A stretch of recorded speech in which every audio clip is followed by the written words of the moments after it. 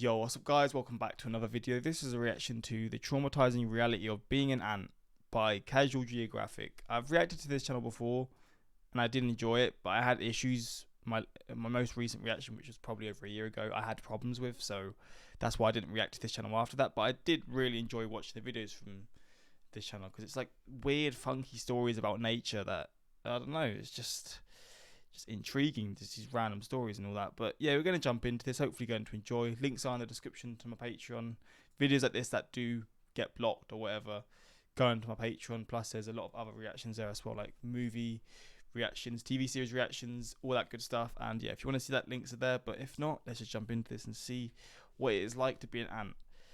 I have a feeling it's going to be related towards, like, they just work. They're just workers, aren't they? All they do is work. They don't get a break. But we're also seeing that probably going to get eaten by a spider as well.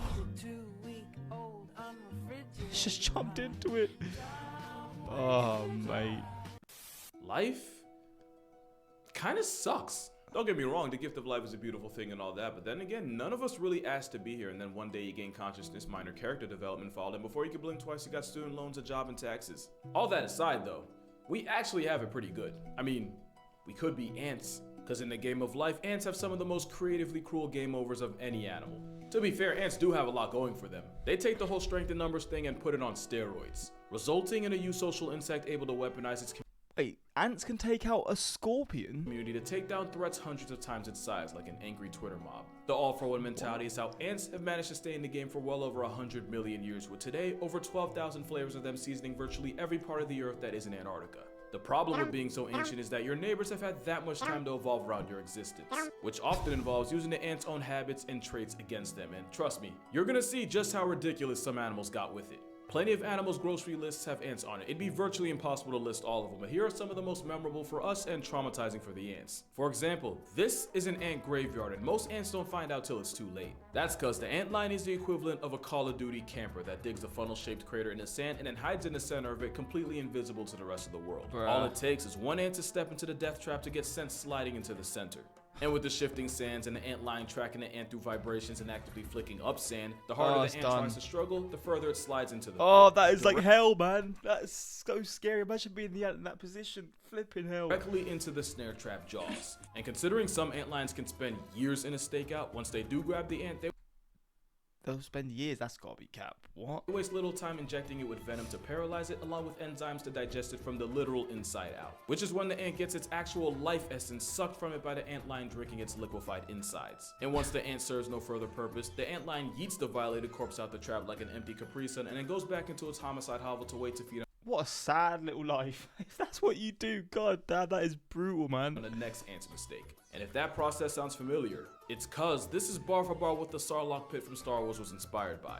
The worst part is, even if the ant manages to struggle up one side of the pit, real-life Jabba will throw up sand from the center, causing the sand around it to collapse, along with the meal-prepped ant with it. A camping tremor isn't the ant's only paralysis demon. A Canthaspis patax is an assassin bug that also murks anything ant for a living. Like the ant line, that involves administering tissue-melting toxins and then slurping the life out of it. But they don't just toss out the used and abused ant carcass when they're done. The nymph gathers the soul-evacuated bodies of its victims and then wears it like a jacket. This corpse coat helps the assassin bug carry on its ant onslaught while camouflaging it so it too doesn't get put on a t-shirt. This is the first example of what I said about animals using the ant's habits against them. The spiders that the nymph normally would have to worry about also don't want smoke with an angry ant mafia. So scientists believe that cosplaying as an ant army keeps the underage assassin bug alive long enough to reach its adult form, when they don't need a carcass scarf to survive.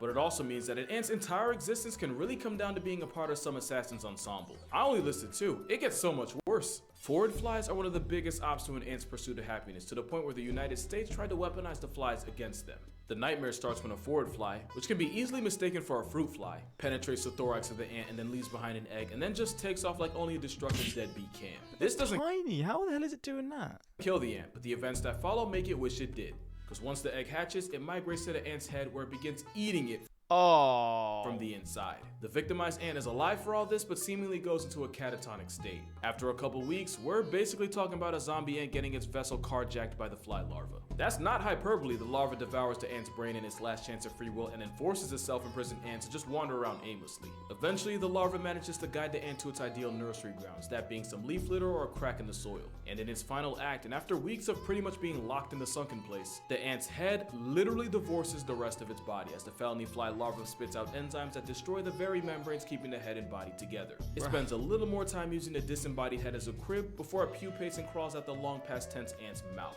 It's a fate that would violate the Geneva Convention, but since insects have very little rights, the United States have been trying to use forward flies in the fight against fire. What the hell, man? Imagine this same thing but happening to a human. That would be flipping insane. Fire ants. Fire ants that were accidentally Ubered into the American Southwest in the 1930s from Brazil and have proceeded to spread worse than a TikTok trend. So scientists have imported forward flies as the most brutal form of population control for the fire ants that really didn't ask to be here in the first place. And apparently, the flies only subtract a small portion of the fire ants, but the threat of them drastically disrupts the colony's activities and forces them to retreat underground. To be fair, you'd be a whole lot less productive if you witnessed your neighbor's head fall off and a whole alien crawl out. On one hand, weaponizing flies is probably less destructive than mass-breathing pesticides like DDT. But on the other, playing God with a mind-controlling, brain-eating parasite can't possibly have a good ending. But either way, it's another example of an animal that's tailored its entire existence around griefing ants. And it's not the only fly that's learned how to hoe ants for a living. Ants do this thing where actually, hold on a second.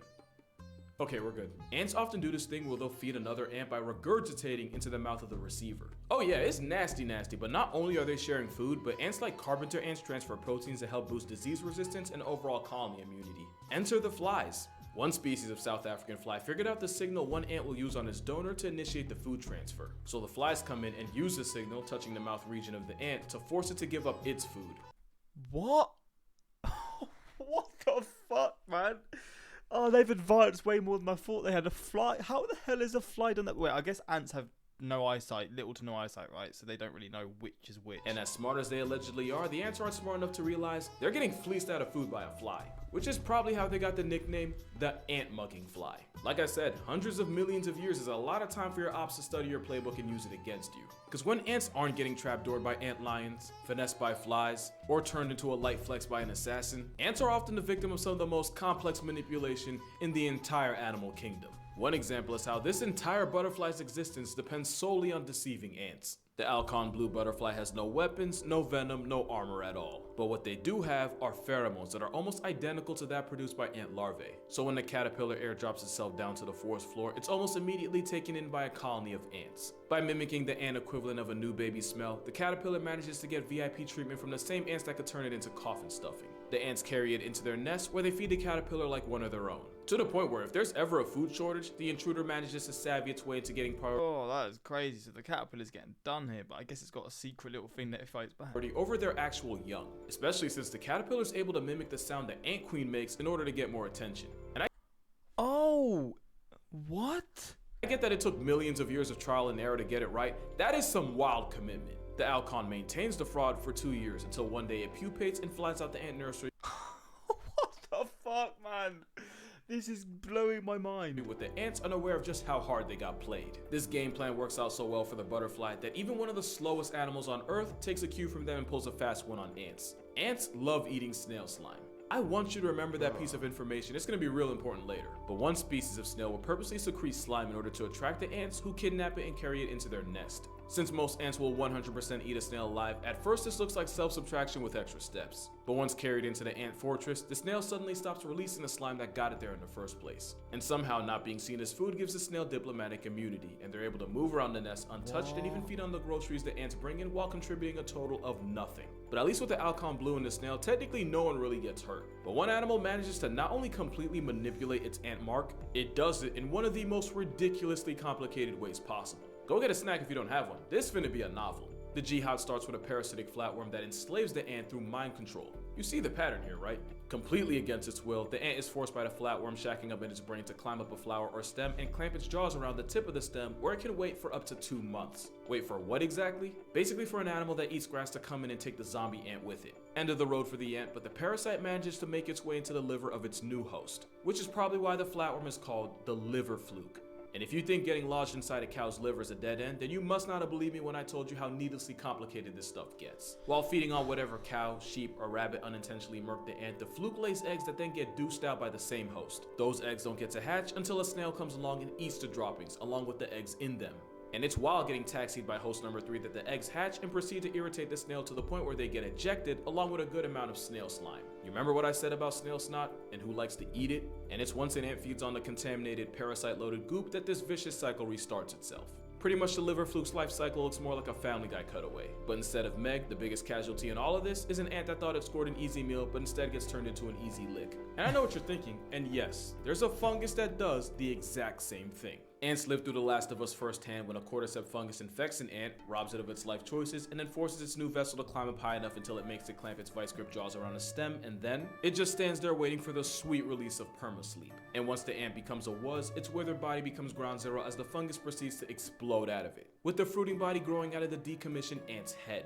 And from there, it spits out spores in order to continue the cycle of completely desecrating the ant's way of life. So as you can see, there are many obstacles to an ant's very existence. Taxes don't seem too bad now, huh? But by far the biggest. Bro, do you think they even have a mind of their own? Like, do they think? I'm sure they don't, right? They're too small to have all that stuff going on. Oh my god! Imagine they have all these things. They feel sad. I don't think it's possible for like bugs to feel emotions, right? But just imagine that an ant being scared that it's being it's being trapped or whatever, and all this stuff.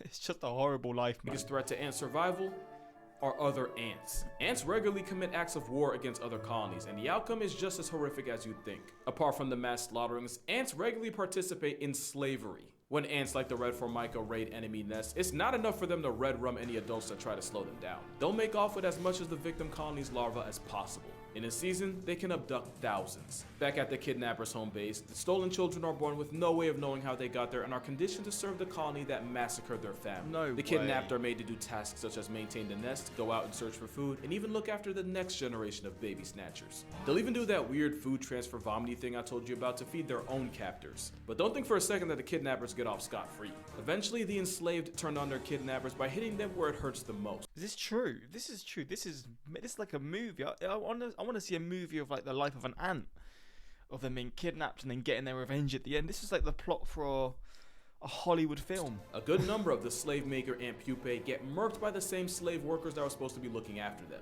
This get back can delete more than half the colony's children before they finish the pupal stage and become adults. And in some cases, up to 2/3 of the slaver's offspring get relieved from life. I've made this joke before, but that's Django Unchained levels of get back, which is why another ant figured out a safer way of griefing their ops. The Solenopsis daguerreae of South America is another parasite whose queen will infiltrate the nest of, for example, red fire ants. And instead of immediately turning the queen into a hashtag, the parasite instead steals the food intended for her, which pretty much kills the actual queen slowly. And while that's happening, the parasite queen starts spawning eggs, which the workers unknowingly take care of. And once her children are developed and ready, they fly off like a virus to infect even more colonies. The Solenopsis is such a menace that, just like with forward flies, this parasite has been used to nerf the red fire ants that have become invasive in some places. And at this point, it's pretty clear that the ant's entire purpose is to serve the colony and by extension the queen. This means that some ants have essentially sold their souls for the ant kingdom's best interests. Soldier ants are so geared for war and nothing else that they physically can't feed themselves, and without worker ants to mama bird them, they'd starve. The cephalotes spent evolution points on a head wide enough to block entrances to their nest from intruders. Pretty dope until you realize their entire life's purpose comes down to just being a. What the hell, man? This is baffling me right now. There's ants that are literally just used for this kind of stuff. Living door. All this to protect the queen who would 100% throw her colony under the bus if it benefits her. That's not speaking hypothetically either. Queen ants have been known to backdoor their own colony. Many ant colonies have more than one queen, which on paper should be a good thing since more queens means more workers means better chance for the colony to prosper. The problem is the small but very real chance that the workers turn on the extra queens and take them out of power. Permanently. Queen ants seem to know this, so sometimes they'll try to be slick and purposely produce less eggs so that they can save their energy fighting off any disobedient subordinates if it ever gets to that point. The caveat is producing less eggs and therefore less workers actually hurts the colony overall, even if it helps the one queen. The problem is the workers know it, and they can sense how fertile a queen is based on chemicals. So if the worker ants suspect that one of the queens is holding out on them, it's curtains for her. Ant politics means if the ant queen gets too selfish, she gets executed, but become too much of a team player with other queens in power, and the queen ant becomes completely defenseless in the case of a mutiny, since the process of making so many eggs means she doesn't have any energy left to defend herself. But no ant pays a higher price for being a team player than a species found in Southeast Asia. What a rough life. These ants don't have huge mandibles or stingers, but when their colony is under attack, then you see exactly why they were named Colobopsis explodens. They have huge glands under their abdomen, and as a last resort, they'll force the glands to burst and cause themselves to explode. This act of self-subtraction coats the enemy in this toxic, sticky, glue-like gunk that traps the attackers while also poisoning them. The ants kamikaze themselves, but they do it for the good of the colony. And this isn't even the only way ants will voluntarily cross themselves off the census. There's a species of Brazilian ant that'll seal the entrance to their nest every night to keep possible threats out. The problem is, they use actual living ants to close the entrance from the outside. And with no way to get back in, a few brave worker ants spend the night outside the safety of the nest, and become past tense by the time the nest is opened again in the morning. But at least when these ants sign their own obituary, it's by choice and for a purpose. There is no choice or purpose to what's happening here. Two things to know about army ants. Number one, they're nomads. They don't make a permanent settled down nest and are constantly on the move. Number two is that army ants are essentially blind and rely on pheromones to get around. An ant mill like this happens when a small party of ants gets separated from the rest of the foraging group, and while lost, they begin to start following each other. And with no way of knowing they're going in an endless circle, you see exactly why this has been called the death spiral. They just keep going until they eventually pass tense to pure exhaustion. And not all ant mills are this small. One of the first death spirals ever seen was about 1,200 feet across. For the non-Americans, that's about 365 meters. And for the Americans with no concept of distance like me, that's more than 3 football fields. And apparently it took each ant 2.5 hours just to complete one lap. And out of all the disturbing ways ants get logged out of life, this might be the worst one. Mindlessly marching in a circle, blindly following the guy in front of you until your number eventually gets called. Yeah, it's the worst one because for some people, it's the most relatable. And on that note, that's gonna do it for this video. Make sure you go out. What a rough life, man. But this is so fascinating to see how they work. But god damn. But yeah, I enjoyed this channel a lot. I knew when I read to it before, it was just one of the channels that I really enjoyed. I just struggled posting the video for some reason, but I'm definitely going to be doing more if this is able to go on YouTube, honestly, because I just think it's fascinating content. But hopefully you enjoyed this reaction, and yeah, until next time, like, subscribe, peace.